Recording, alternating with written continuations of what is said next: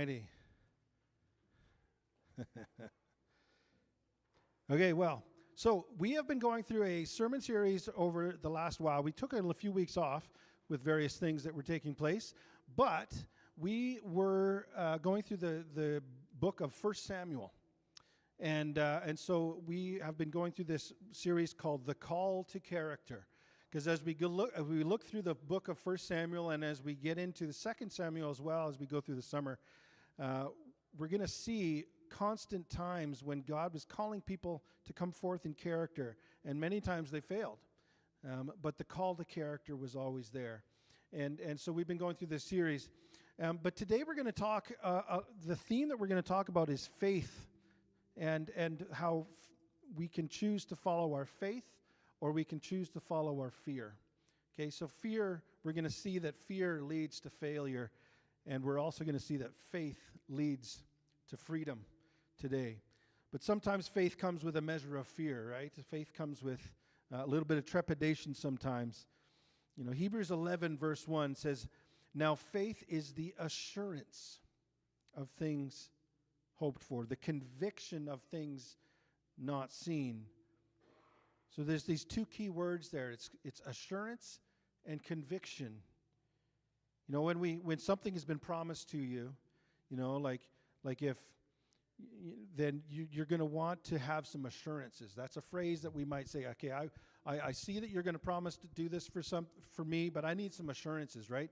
If you've ever asked the bank for some money, or like for a mortgage or something, they tend to want to have some assurances, right? They want to be listed on the title on there, so that if you choose not to pay that mortgage payment, then they get the joy of having your house, right? That's the assurances. But so assurance, faith is the assurance of things hoped for, the conviction of things not seen. You know, what's interesting is in the NIV, this same verse says, "Now faith is confidence in what we hope for and assurance of what we do not see." The New King James actually says, "Now faith is the substance of things hoped for, the evidence of things not seen." Now, what's interesting is that you see in those different translations that one of the words is at the beginning, one of the words is at the end, and they kind of are a little bit interchangeable there. And what happens in Hebrew writing is that there's parallels all the way through. You only have to look at the book of Proverbs to discover that. That's what Hebrew thought. You know, in English we have poetry that has rhyming, right? If you're into hip hop, there's all kinds of rhyming that goes along with that, right? Yeah.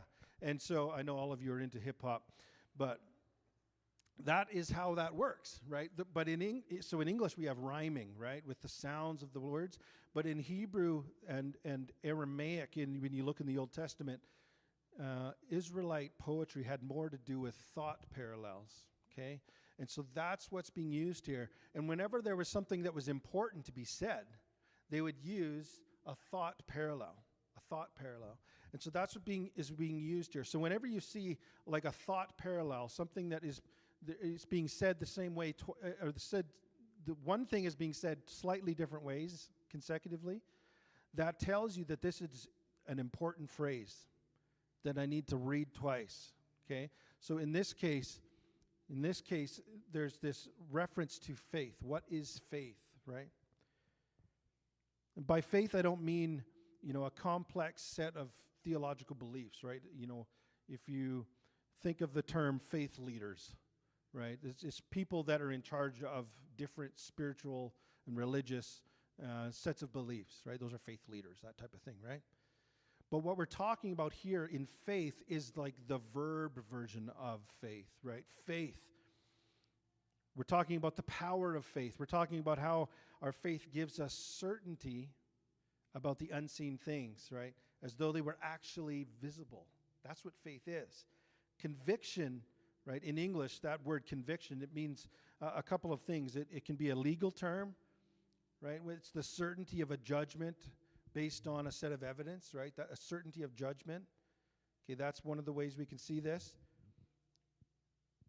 So but it can also be a set of core beliefs that I am guided by in my heart. Okay, so it can be a legal term of certainty of judgment, and it can be the the certainty of my beliefs. That's conviction, right?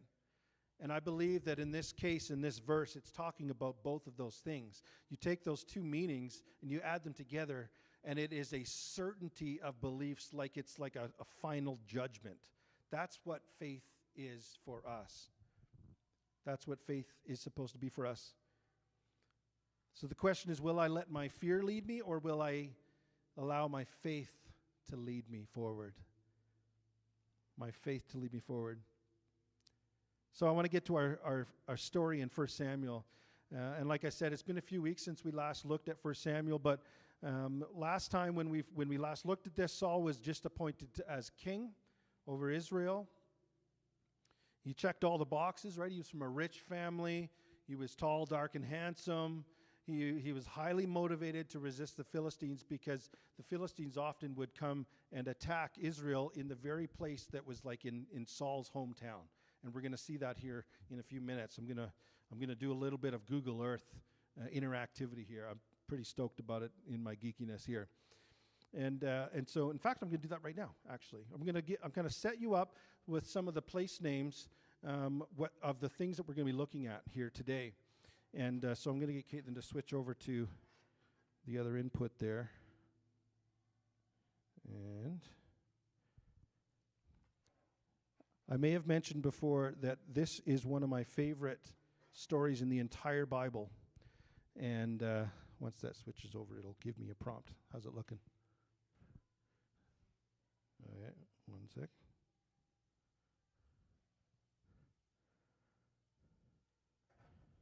It's on satellite input? Okay.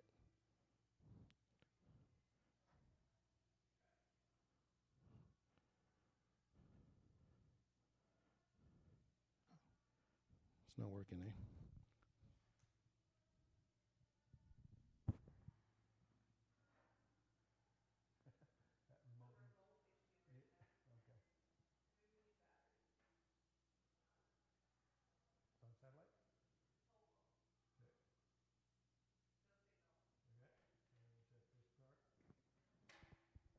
Give one more try.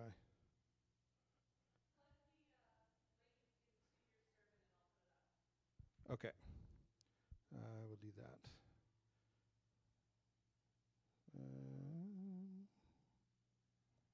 There we go. And you can try and figure out how to navigate around there.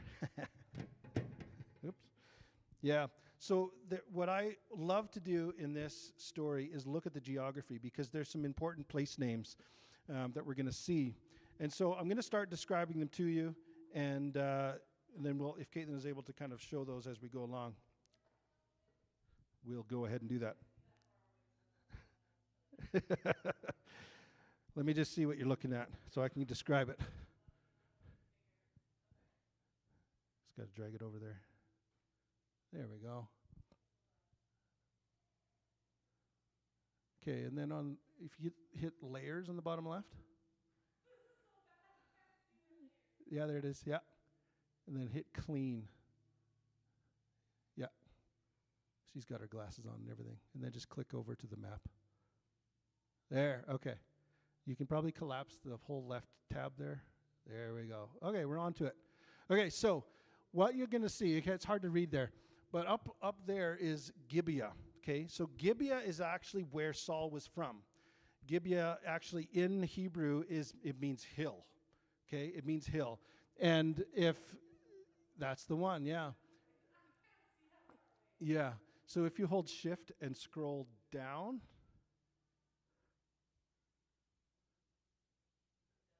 Does nothing. Okay, and then so drag down. Other way. Yeah, up then. Yeah, sorry. Yeah, do that more. This is the reason that I'm so fascinated by this, is that you can see the relief of the land all around there. And as we get closer to Gibeah, she can pan around back towards what we'll see as Geba as well. So Gibeah is this hill country. It's a large hill that kind of overlooks a bunch of land in central Israel. And these buildings weren't there originally, as you might expect, but you can see that Gibeah is actually on the top of this hill.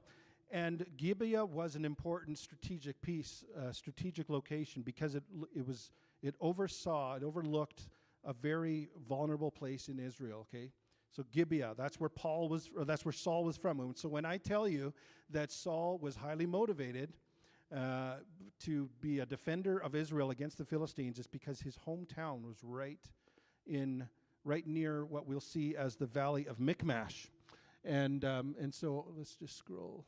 Or turn. I think you want to turn right. Hold shift and then drag it.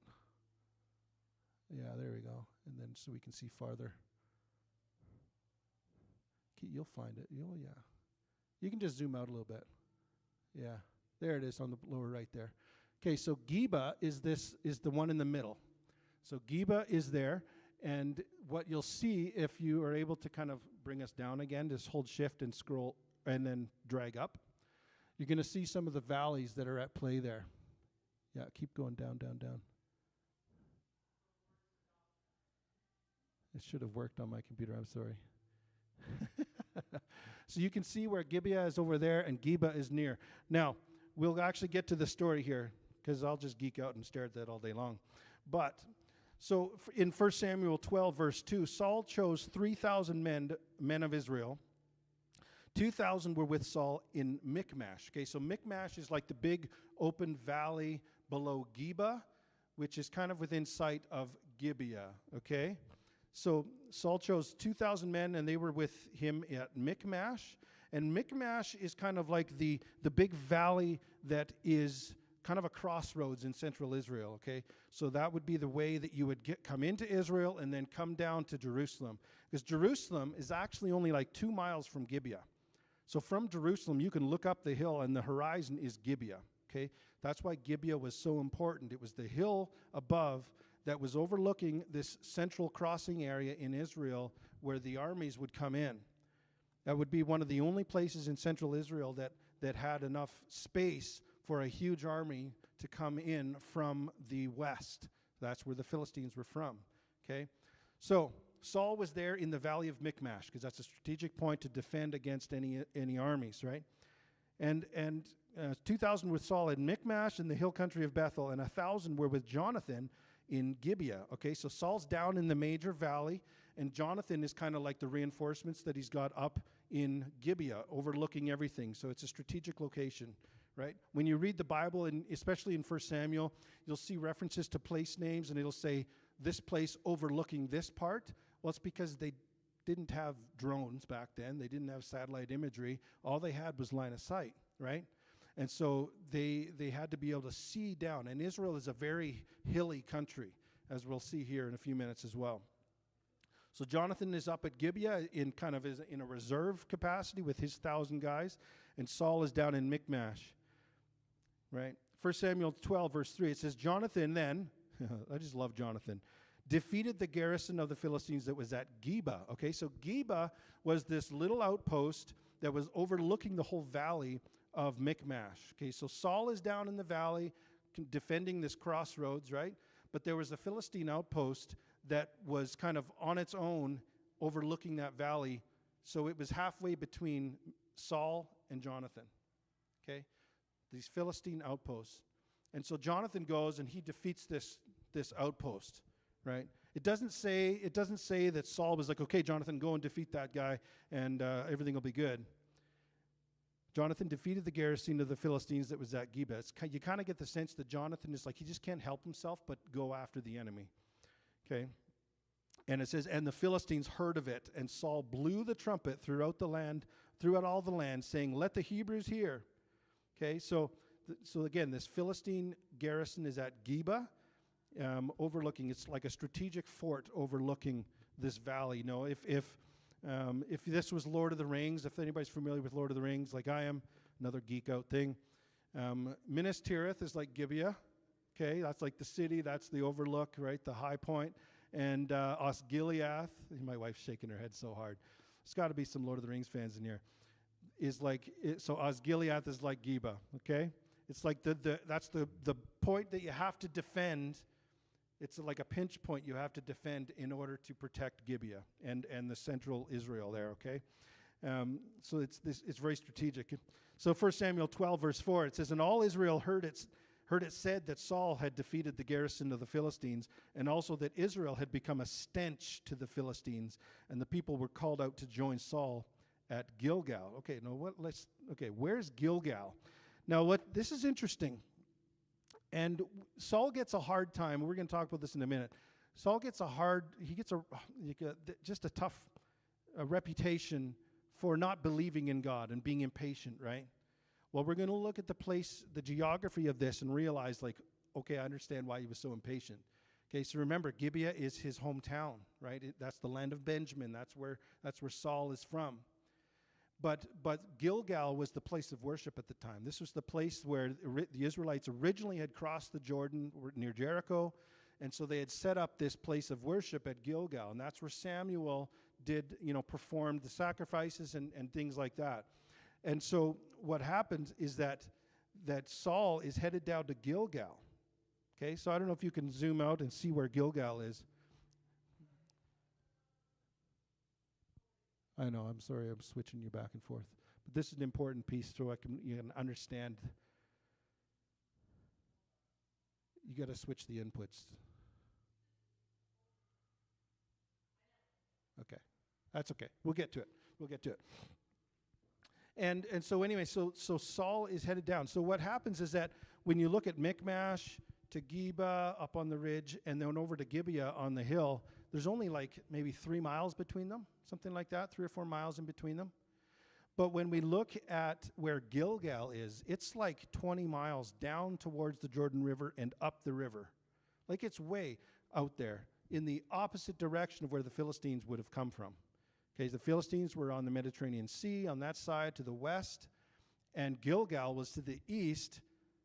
Well, you got it? Wonderful. There you go. So you can, if you zoom way out, keep going. You're going to get it soon. Keep going. Okay, hold on. Now go over to the layers on that tab there. Sorry, we got to show it. Not that one. Sorry, close that. So on the lower left here, that's the Dead Sea. Yeah, the little tab on the far left, hon, up in the middle. There, yeah. And then the little eyeball next to the bottom item. There you go. Okay, and then you can reveal the next one too, that other hidden one, just so we don't have to worry about it. Okay, good. Okay, so you can zoom in a little bit. You can see where Gilgal is here on the right side, right? We have the Gibeah and Geba way up there. That's Jerusalem over there. But Gilgal is a long way away, right? It's a long way away. And so what happens here is that Saul is being called down with all the armies to come down to Gilgal to worship, to ask the Lord for help against these Philistines, right? So in 1 Samuel 12:5, it says, "And the Philistines mustered to fight with Israel 30,000 chariots and 6,000 horsemen and troops like the sand on the seashore in multitude. They came up and encamped in Michmash," okay, so to the east of Beth-aven. So we heard that Saul was in Michmash in this big valley, and that now the Philistines are moving towards them. They're coming down the valley from the west. And they are a multitude, 30,000, 40,000 of these people in their army. And Saul has already been called down to Gilgal, right? So in order to worship. This massive Philistine army is moving into the valley of Michmash, right on the doorstep of Saul's hometown. But Saul has been called to worship, okay? And it says in verse 6, "When the men of Israel saw that they were in trouble, for the people were hard pressed, the people hid themselves in caves and holes and in rocks and in tombs and in cisterns, and some Hebrews crossed the fords of the Jordan to the land of Gad and Gilead. Saul was at Gilgal, and all the people followed him, trembling." Okay, see, now what happens here is we see that there's the massive Philistine army is coming into the valley there, and everyone is afraid, right? So they are taking off. Now, if we can jump over to those pictures now, the little panoramics, because we're going to see exactly, when we hear that the Israelites went away, they're running around and they're hiding in the rocks and in the caves and in the cisterns, we're going to see what that geography actually looks like, because that's an important piece here. And there's a real significant, we're going to look at pictures and a little panoramas of what the ravine right next to Geba actually looks like, and that's important for the next part of the story. Yeah, we can do the cave, yeah. Yeah, so you can hide that left tab as well, but yeah. So if you drag us around in here, this is one of the caves in the ravine just to the east of Michmash. Okay, there's some dudes. Okay, this is only one of the caves. We're going to see in the next one here as well that you can see kind of that it overlooks this ravine down in there, right? That's what Israel is like. That's what Israel is like. So we can go to the next one as well. And you can kind of drag around as well in there. This is the ravine that is just to the east of Michmash. And so when the Israelites were running away, they are literally hiding in caves and rocks and things like that, and jumping into cisterns because they are so afraid of this massive army, right? So we see those things here. So 1 Samuel 12, so it should be 13:8, I think, hey? Or 14? She's noticed that my references are wrong. Anyway, so 1 Samuel 12:8, he says he waited 7 days. So Saul is waiting, 13:8, sorry. He waited for 7 days for Samuel, right? Samuel had called Saul and the armies down to Gilgal, and he's waiting. Now, even though it's quite a ways away from Geba and Gilgal and Michmash, it's not actually that far. You can walk there in a day. Okay, you can walk there in about 18 to 24 hours.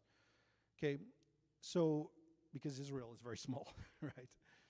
But Saul is there waiting for 7 days. But Samuel did not come to Gilgal, and the people were scattering from Saul, right?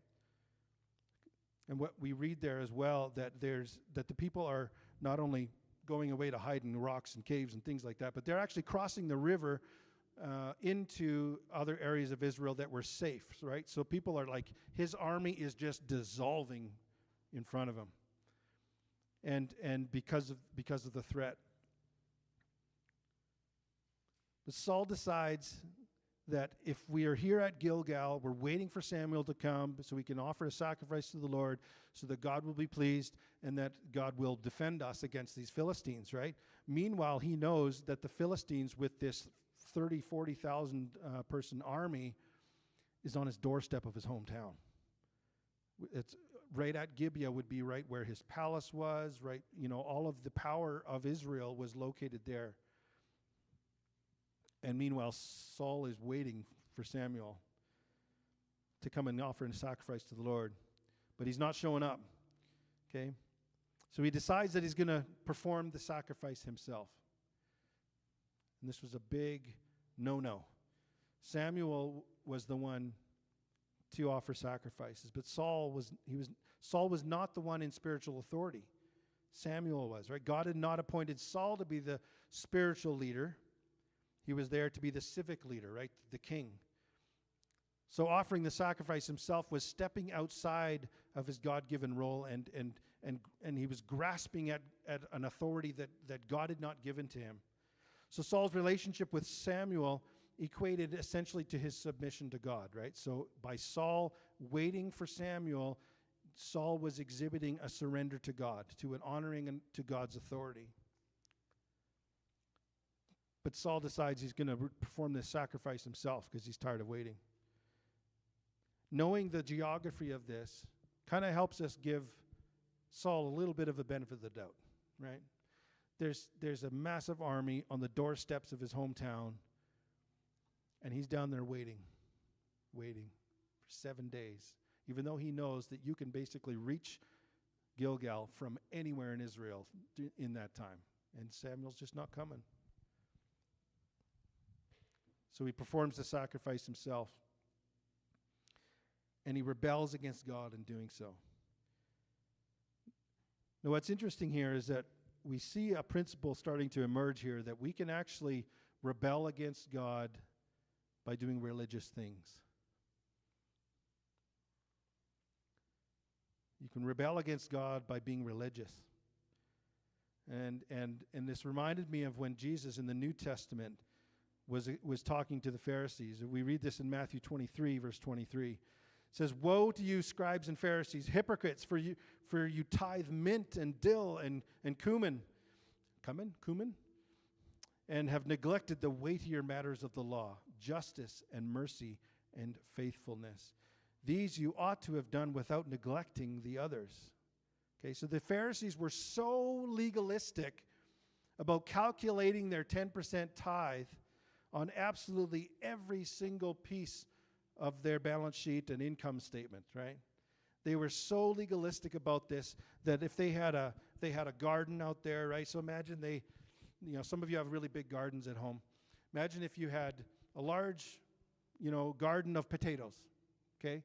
And according to the law, they were supposed to tithe 10% of any of the produce that they created out of that garden. So, okay, let's count all the potatoes, and we'll take 10% of that and give it to the temple, okay? We'll give it to the Levites so that they can survive, okay? That's great.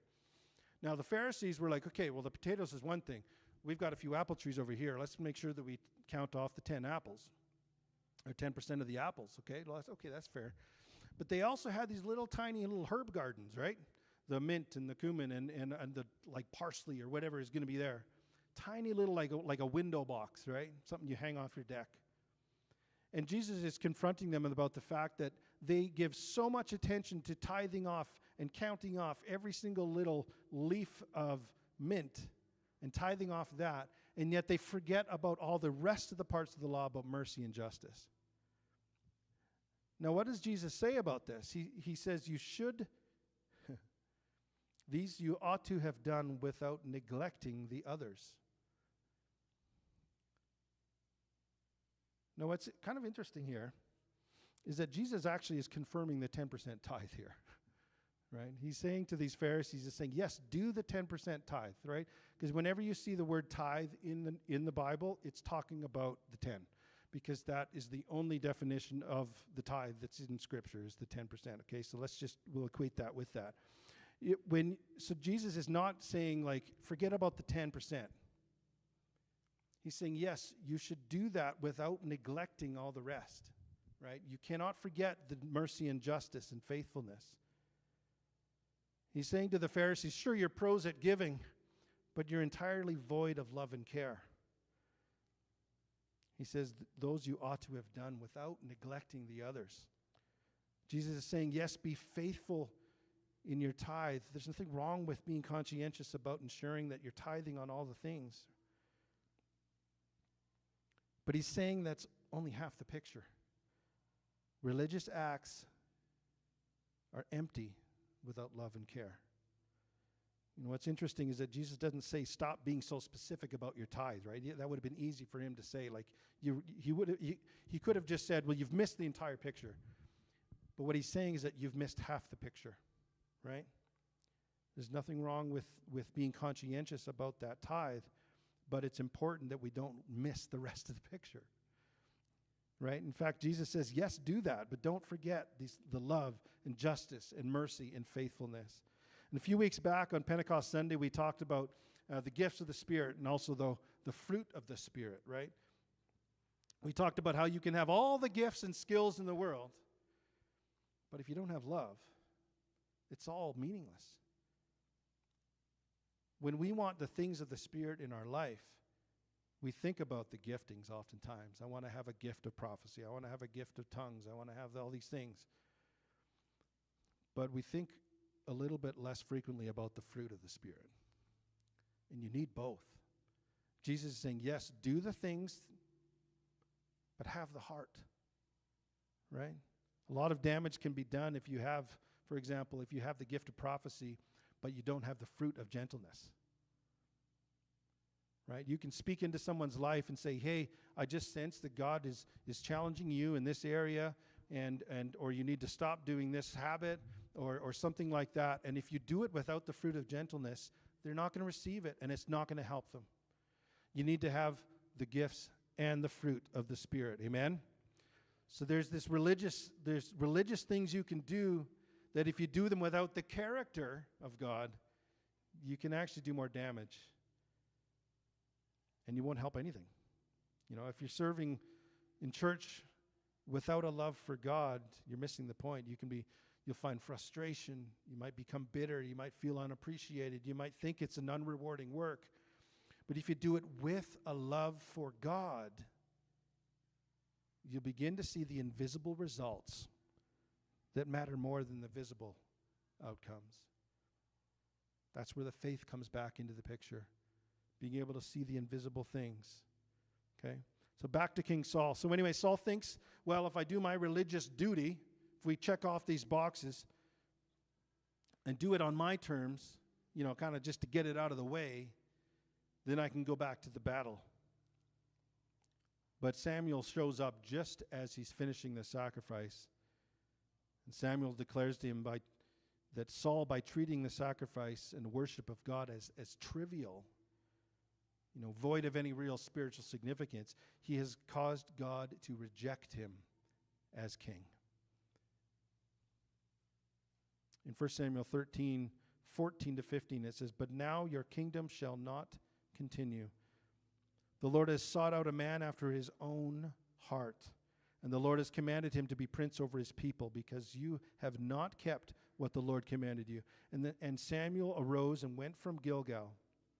The rest of the people went up after Saul to meet the army. They went up from Gilgal to Gibeah of Benjamin. Now I won't make her move back to the map, but so they would have had to travel up the river and come way around to get to Gibeah. Because if you look at the topography there wasn't an easy way to get to Gibeah from Gilgal without going through the valley of Michmash. That's why Michmash was so important as a crossing roads. And so they would have to go all the way around. But they joined him again up at Gibeah.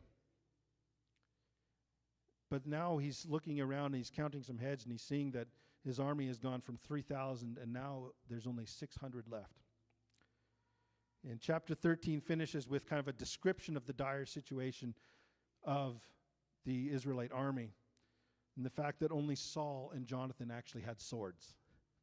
I like how they kind of add that in here like halfway through the story. It's like, oh yeah, I forgot to mention, nobody has any weapons. Not only is there only 600 men facing 35 or 40,000, but they don't have any weapons. Only Saul and Jonathan, because the Philistines had been suppressing the people of Israel and had been made it illegal basically to have any weapons. And so if you needed to sharpen a plowshare or any implement or tool, you had to take it to a Philistine blacksmith, and it was very expensive to do that. And so they suppressed the people of Israel doing that. And so only those two guys have swords, right? And Saul is gone. Now he goes back up the hill toward Gibeah. Jonathan stays at Geba, right? So we talked about Gibeah being on the top of the hill. Geba kind of is on the ridge overlooking the valley, right, of Michmash, okay? So Jonathan is there at Geba, facing the enemy, essentially, okay? And Jonathan said to the young man who carried his armor, this is where it gets really fun. Come, and I'll get you to switch back here now, hon. This is the really fun part. Jonathan said to the young man who carried his armor, "Come, let us go over to the garrison of these uncircumcised." I love, that's how they curse these guys. They're just a bunch of uncircumcised. Yeah. "It may be that the Lord," he says, Jonathan says, "it may be that the Lord will work for us, for nothing can hinder the Lord from saving by many or by few." That sounds like faith, doesn't it? Sounds like faith. "And his armor bearer said to him, 'Do all that is in your heart. Do as you wish. Behold, I am with you heart and soul.'" Okay, so Jonathan is a man of faith, right? And remember, this massive Philistine army didn't come until Jonathan, it seems, on his own volition, went and conquered this little outpost at Geba. And so now he's in Geba overlooking the valley. And Jonathan is a man of faith, and he's a man of action, right? And so he says to his armor bearer, okay, his kind of sidekick, like if he's Batman, he's saying to Robin, he's saying, let's go over to that outpost. Now, if we see this map here. Okay. And we're gonna right down and then. Okay, so do shift and drag up. Up, yeah. We're going to travel up this ravine right next to them, between Geba and the red point. Yeah, keep that. You're doing great. Just zoom right on there. We're getting a sense of this ravine that's right here. Keep going. Okay, and then hold shift and then drag the other way. Anyway, you can kind of get a sense of that there. That's perfect, yeah. Yeah. So you can see the depth and the steepness of this ravine. And we see then in 1 Samuel 14, verse 8, it says, Then Jonathan said, Behold, we will cross over to the men, and we will show ourselves to them. If they say to us, Wait until we come to you, then we will stand in our place, and we will not go up to them. But if they say, Come up to us, then we will go up, for the Lord has given them into our hand, and this shall be the sign to us. So both of them showed themselves to the garrison of the Philistines. Okay, so what happens here is that Geba is on one side of this steep ravine, and there's a new Philistine outpost that has come up on the other side, right, of this steep ravine. And so Jonathan and his armor bearer, they kind of sneak away, and they go down into this steep ravine, and they look up, and the Philistines are looking down on them, and they say, and Jonathan puts this fleece before the Lord. In verse 12, and it says, And the men of the garrison hailed Jonathan and his armor bearer and said, Come up to us, and we will show you a thing. Right, in the NLT it says, We'll teach you a lesson. And Jonathan said to his armor bearer, Come up after me, for the Lord has given them into the hand of Israel. Then Jonathan climbed up on his hands and feet. Okay, so you can see why it's describing this here. It's talking about the steepness of this ravine. Then if I ever go to Israel, my dream is to go to this location and go into this ravine and climb that, because it'll be amazing. Jonathan climbed up on his hands and feet, and his armor bearer after him, and they fell before Jonathan, and his armor bearer killed them after him. And that first strike which Jonathan and his armor bearer made killed about 20 men within his, as it were, a half a furrow's length in an acre of land. So this is the joy of reading from the ESV. But anyway, the point of this description is that they chased these guys all over an acre of land. There was this outpost of Philistines, and they climb up they have to climb up with their hands and knees, climbing all the way up here. Only one of them has a sword. I don't know what the other guy had, maybe a 2x4 with a nail, or I don't know what he had. But he climbs up there, they climb up together, and the Philistines fall before them, and they didn't just fall all the way around them, right? You see that in movies and like things like that. They chased them all over the place to kill these Philistines. God does this small miracle. Now, if you were Jonathan, you wouldn't think that's a small miracle. But God does this miracle through Jonathan and his armor bearer, and he climbs that cliff. And last week, I shared about this concept of following the faith of your leader when we were talking about our block parties. Well, Jonathan expresses his faith to his people, to his armor bearer, and a good leader leads by faith, right? That's why when we're talking about these mini block parties that we're going to be doing this summer, I made it clear that I'm going to do one in my neighborhood, right? Because I can't ask anyone else to do it if I'm not going to do it in my neighborhood, right? I can't ask any of you to go and meet any of your neighbors if I'm not going to do it myself, right? And so that is the act of faith that a leader has to do. And Jonathan is a leader in faith, But the armor bearer, he is this loyal and this faithful man to Jonathan, and he's so faithful and loyal to him that he's risking his own life, right? So as much faith in God that Jonathan had, his armor bearer had to have faith too, didn't he? He had to trust that God was going to do something, but he trusted his leader, and he trusted his leader's faith. Jonathan essentially is saying to his armor bearer, follow my faith, right? So they crawl down into there, and they climb up, and they defeat this outpost. Let's see what happens next. See what God does as a response to the act of faith for a small victory. In 1 Samuel 14:15 it says, "And there was panic in the camp, in the field, and among all the people." Okay, so this vast valley of Michmash is filled with this army of Philistines, right? The moment that Jonathan went up and defeated this one lookout tower, essentially, right? The entire Philistine army went into panic mode.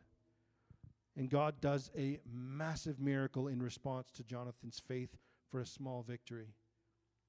I don't know what Jonathan was hoping to accomplish by defeating one little outpost when he knew that there was only a few hundred people behind him to take on this massive army.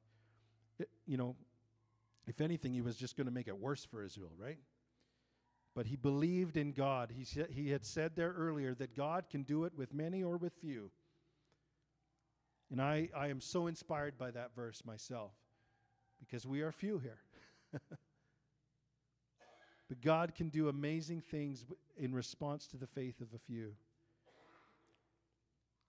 Right? And it's not that Jonathan demonstrated a small amount of faith that God responded to, but he demonstrated large faith for a small victory. Because it takes large faith to do anything for the Lord. But God has told us that when we're faithful in the little things, He will give us more. So here's the question. What are the things in your life that you need to have faith for victory in? This question comes back to this, as I mentioned at the beginning. Will you let your fear lead you, or will you let your faith lead you? Are you going to follow faith or follow fear? Saul was afraid. He let his fear lead him. He violated the law that God had given, did the sacrifice himself, and then eventually would lose the entire kingdom. Saul followed his fear, but Jonathan, his son, followed his faith. He followed his faith. Being faithful in the small things is the start to having faith for the large victories. So let's determine ourselves to be led by faith and not by fear. Amen? Amen. Let's pray. God, you are so good, and we are grateful for the insight of your word, Lord. And I'm thankful for Google Earth, too, that I can geek out and learn about the geography of it all, too. But, Lord, I just pray, God, that you would lead us in faith, that you would instill within us, Lord, a measure of faith, Lord, that would be able to believe for the invisible things. Give us the faith, Lord, to see the invisible victories. Lord, I pray that we would have the faith to see those small victories, Lord, because we know that you will respond and lead us into larger victories. But all that it takes, Lord, is a response to you and believing that you can do great things, Lord. Give us that faith, Lord. In Jesus' name, amen.